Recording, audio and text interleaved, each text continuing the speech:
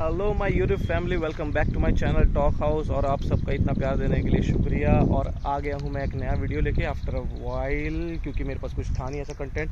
But आज मेरे पास आपके लिए कंटेंट है। वो है ये कि is it worth buying FZ V3 इन 2022। तो पता लगाते हैं। तो आफ्टर बहुत सारी गाड़ियाँ रखने के बाद I have came to a commuter. Yes, this is a commuter for me because I don't think कि it is a naked sport, because sportier nature इनका उतना है नहीं। इसी लास्ट मेरे पास ड्यूक रह चुकी है, R15 रह चुकी है, यहाँ तक कि मेरे पास RC390 BS3 भी रह चुकी है, Himalayan, Dominar and many more. So what I think कि अब मुझे चाहिए था, व्हाट इज़ माई, सबसे पहले चीज़ व्हाट इज़ माई रिक्वायरमेंट, कि अभी मेरे को चाहिए क्या था।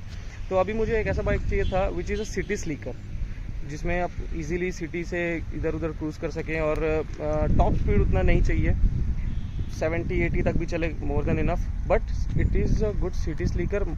Secondly, it should be comfortable, it should be economical, जिसका माइलेज वगैरह भी डिसेंट हो। See, I think 150s are better commuter motorcycles than 100cc or 125cc's, because they have more refined engine, they have more peppier engine, and fuel efficiency is decent enough, और कोई heating issue नहीं होता, it is more comfortable. And secondly, it has more dynamic, you can ride it anywhere any as you like, क्योंकि इसमें handling है, breaking है।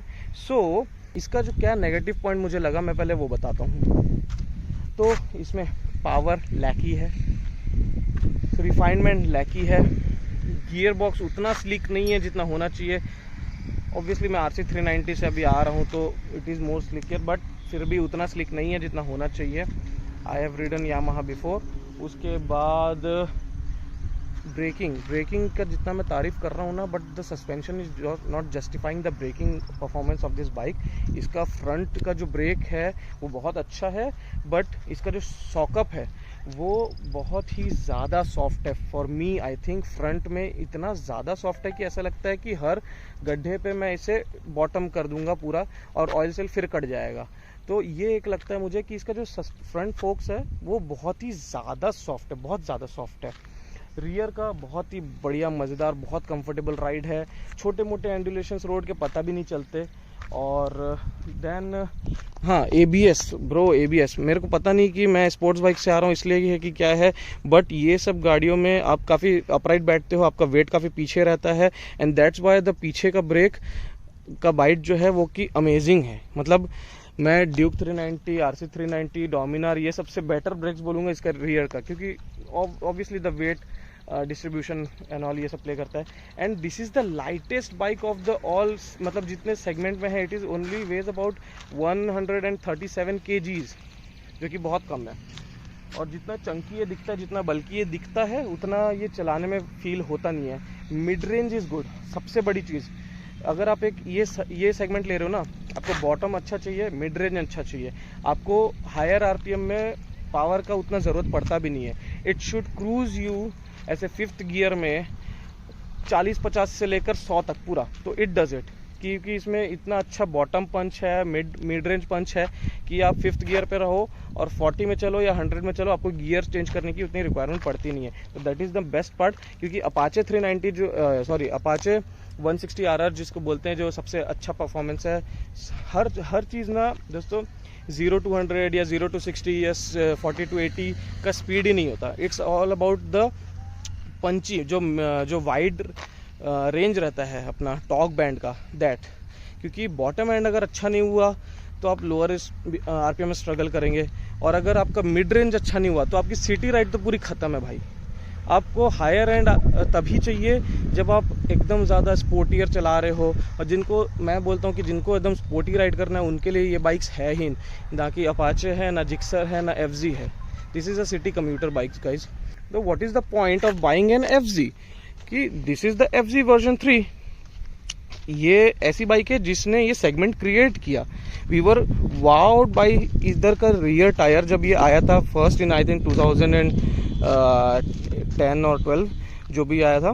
But अब ये बाइक बहुत ही अंडर पावर हो चुकी है, क्योंकि इसका जो भी कॉम्पिटिटर्स हैं, हॉर्नेट, फिर आपका वो ले लो, अपाचे ले लो, और जिक्सर ले लो, ये सारी गाड़ियाँ इससे ज़्यादा पावरफुल है। It produces only near about 12.5 और something bhp like that, and same newton metre torque, which is very under powered for 150cc इसके सेगमेंट में। एक ऐसी बाइक है दैट इज़ अपाचे 160RR, जो इसको हर सेगमेंट में बीट करती है, including the fuel efficiency also, जिसमें सिर्फ और सिर्फ ये जीतती है तो सिर्फ और सिर्फ ब्रेकिंग में। Yes, it has a brake bite, बहुत अच्छा, बहुत ही अच्छी ब्रेकिंग है। It has ABS, this is 2019 model, I bought it pre owned. और मैंने फिर भी मैं जब इतने अच्छे बाइक्स चला चुका हूँ और इतनी अच्छी बाइक्स रख चुका हूँ और इतने पावरफुल बाइक भी थे वो इंडियन हमारे रोड्स के हिसाब से, तो फिर मैंने FZ क्यों लिया? Let me tell you. So very low seat height, only 790 mm, very comfortable. Handlebar 20 mm raise हो चुका है तो it is more comfortable. Brakes amazing, literally amazing. Bites बहुत अच्छे हैं ब्रेक्स के। दिस नया टायर डाल दिया अभी मैं, तो अभी हैंडलिंग और इम्प्रूव हो गई है। तो it has ran near about 30,000 kilometre, मेरे को अच्छा बहुत चीप प्राइस पे मिल गया था। सो रीज़न क्या है?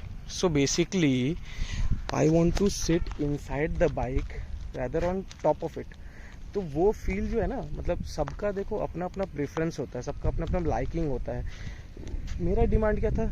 मेरा डिमांड पावर नहीं था, मेरा डिमांड था decent fuel economy and great riding और हैंडलिंग और ये सब चीज़ें, और प्लस एक माचो लुक। मतलब लुक्स तो ऑब्वियसली है ही। सी, मेरे को 150cc में चाहे हॉर्नेट, जिक्सर, FZ या फिर आपका अपाचे ले लो, आई थिंक कि ये सबसे ज़्यादा मस्क्यूलर और चंकी लगता है। That is I like. अब यामाहा का उतना रिफाइनमेंट तो अब रहा नहीं, इनफैक्ट जिक्सर वगैरह और अपाचे वगैरह इससे ज़्यादा रिफाइंड इंजन प्रोड्यूस कर रहे हैं, बट इट हैज़ समथिंग यार, इट हैज़ समथिंग। तो is it worth buying? Let's see.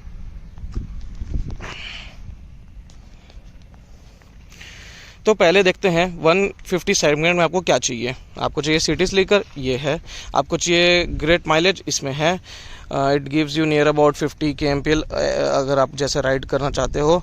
Breaking है, हैंडलिंग है, फ्यूल एफिशिएंसी है, प्राइस डिसेंट है, सबका लगभग वैसा ही है। Seat height very comfortable. Pillion के लिए अब ये स्प्लिट छोड़ के ये सेम कर दिया है, which is more comfortable for the pillion as well.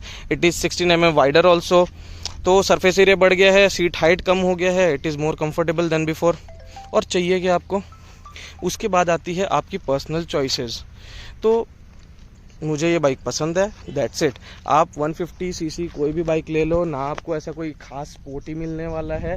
ये डिसेंट जॉब करेंगे, क्योंकि अगर आपको स्पोर्टियर बाइक ही चाहिए, गो फॉर 200 और 250cc। This is a city commuter bikes for me at least. And जो डिनाई भी करते हैं, आई डोंट थिंक सो कि you have a valid reason, क्योंकि इसमें उतना परफॉर्मेंस है नहीं। ये 100 से ऊपर मुश्किल से चल पाते हैं, और वो 100 पहुँचने के लिए भी बहुत मुश्किल से ही जाते हैं। तो I think it is a worth buying. और इसमें मैंने लेके कुछ अपने हिसाब से कस्टमाइज़ कर लिया है, जैसे कि ये, क्योंकि ये जो है ये मैंने शॉक कवर्स लगाया है, क्योंकि इसमें मेरे को पता है बहुत FZ जो मैंने देखा है आज तक। तो let's wrap up this video, और आगे के अपडेट्स मैं देते रहूँगा। ओके। और एक बढ़िया आइडिया आया है मेरे पास, जो कि लोग बार एंड मिरर्स लगा लेते हैं लेकिन इसमें दिखता कुछ नहीं है। तो व्हाट आई हैव डन कि इसमें कार का जो ये कॉन्वेक्स मिरर होता है, ये मैंने लगा लिया है। तो मैं जब इसमें से देखता हूँ तो सारा का सारा व्यू मुझे मिल जाता है। तो that's it guys, I am wrapping up this video. और आगे अगर आपको इसके बारे में कुछ जानना है, कुछ पूछना चाहते हो, आप पर्सनली ख़रीदना चाहते हो कि क्या है कैसा है, तो हाँ, हेडलाइट पैथेटिक, वेरी बिग वाला थम्स डाउन, क्योंकि कुछ नहीं दिखता इसमें रात को। तो let's wrap up this video. Okay, have fun and ride safe, drive safe, wear a helmet, wear a seat belt every time you go anywhere, और be safe guys. That's it, wrapping up, talk house.